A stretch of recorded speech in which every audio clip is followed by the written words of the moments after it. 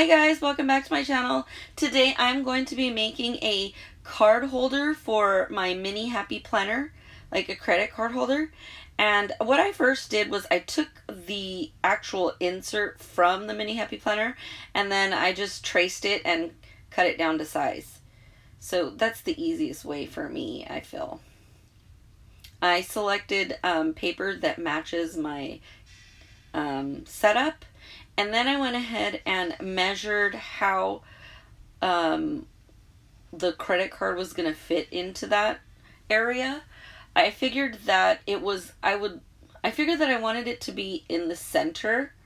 So I measured an even space on both of the ends. If that makes any sense. Where you see what I'm doing here. I'm trying to like keep it in the center, so I want it to be like, you know, uniform look. Like a kind of a polished or finished look, like it's made. Like I didn't just toss it together, you know what I mean? So then I went ahead and picked my papers that I wanted to use, and then I cut those down to size. And then you're going to see I'm going to measure them to make sure that they fit perfectly in the center. And then once I got them to the right width, I wanted to measure out the right height, so I took one of the credit cards again and just kind of traced it out, like, you know, to the right height that I wanted. I do want my cards not to show, like a lot of people like their credit cards to show a little bit. I don't, so I made mine a little bit bigger than the actual card. You could make yours like a little bit smaller, and then you would have to change the measurements a little bit. Then I went ahead and laid down all my papers into the pattern that I wanted. And then what I did was I measured out exactly how far I wanted them from the next one. So I did mine 1 inch apart and then taped them down with washi tape. Just because when you're putting your cards in there, you don't want them to slip down into your pockets. You need them to stay where they're supposed to stay.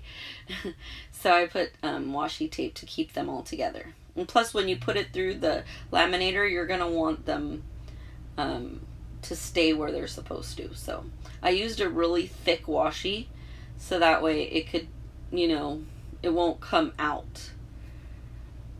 And then after that, I went ahead and, I wanted to note that I put washi tape on the both sides so that it looks more pretty, I think, instead of just the white.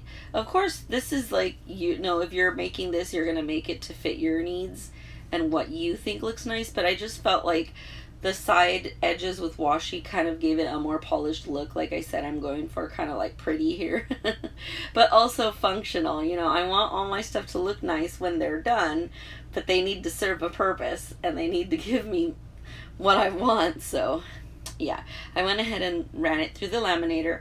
Here I'm using, I think that's 3mm because I wanted to keep it pretty thin. Really, the laminator is just to keep them together, and you know, you don't really need it too thick because it's already going to be bulky with the credit cards inside of there. And I'm using cardstock and washi on the edges, and I didn't want to be able to have it so thick that I couldn't punch through it. So then you're going to take your X-Acto knife and cut open your pockets. Just got to be careful not to cut all the way through, because you don't want your cards to fall through again, like I said. But you can see it. Like, once I made a little slit, I was able just to stick my X-Acto knife inside the pocket itself and then cut the rest through, so that way I don't, you know, make a hole in the other papers that are behind it. I used, I think I used like 28-pound cardstock, so yeah, and there I am trying it out. Fits perfectly, and like I said, mine went all the way in, which I wanted. And there you have it, guys. I popped it in my planner. Quick and easy peasy.